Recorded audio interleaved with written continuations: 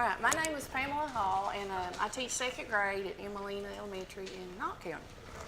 All right, so the name of my project was Enhancing Centers with Geo Safaris, and I brought one. I actually ordered 6 of these. If you want to look at these, you're welcome to look at it. So my 2 goals for this, how do you do this? My 2 goals was, one, that my students would get more exposure to science and social studies, because in K2 we mostly focus on reading and math. And then the other goal was that my students' scores in reading hopefully would improve, especially in the language arts area. Right, and so how I used them during centers were I divided my students up by ability groups based on their test scores. One group was on the computers, working like on Ed Galaxy or Study Island or ABC. That's one of my favorites.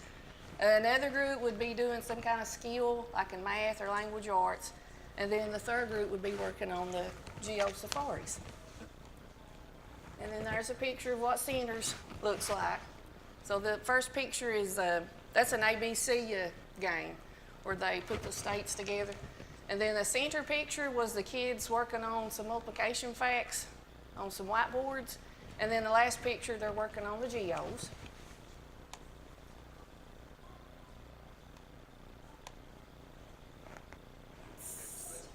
Do what?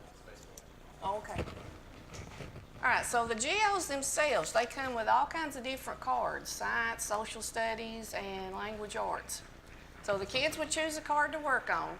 And whenever they would make 100 or perfect score, I would write their name down on their page in the book of Geo, as we come to call it. It's just a little binder, and each kid has their own page in here. So the boys had blue pages, and the girls had pink pages.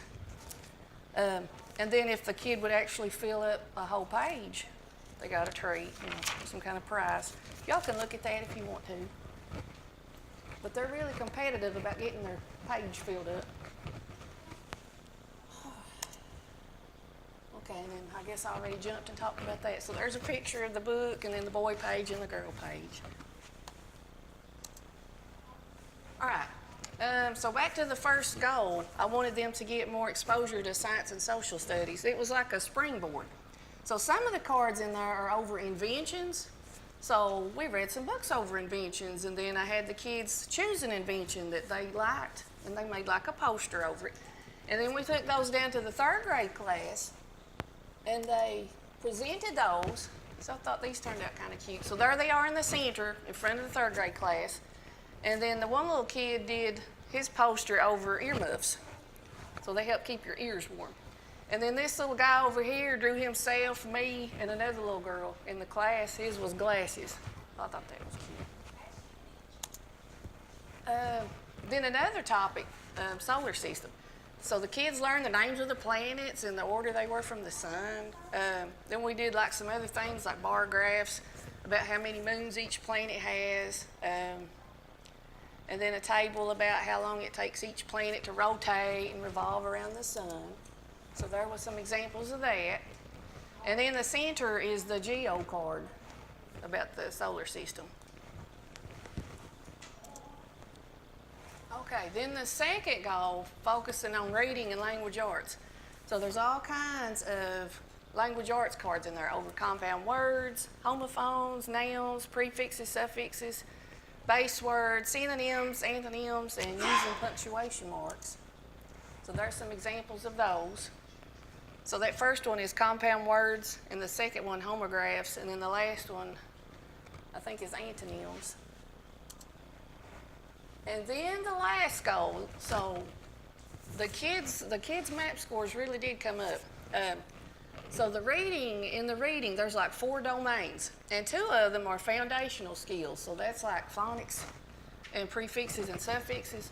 So in the winter, so in December when they tested, the lowest that any kid got was like in the 151 to 160 section. Then in the spring, it was just a couple of weeks ago, the lowest that any kid made was 171 to 180.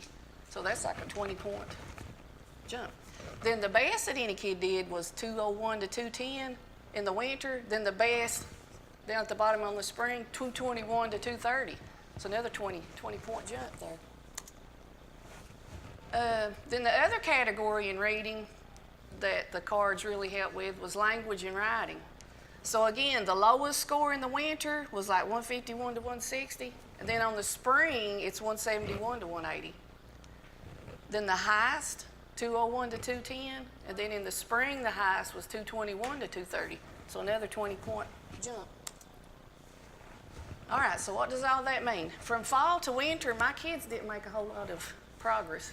That's almost embarrassing. I don't know if it was Christmas time or what, but you can see from winter to spring, they really made a big jump. And that's when the Geos came in, like end of November to December.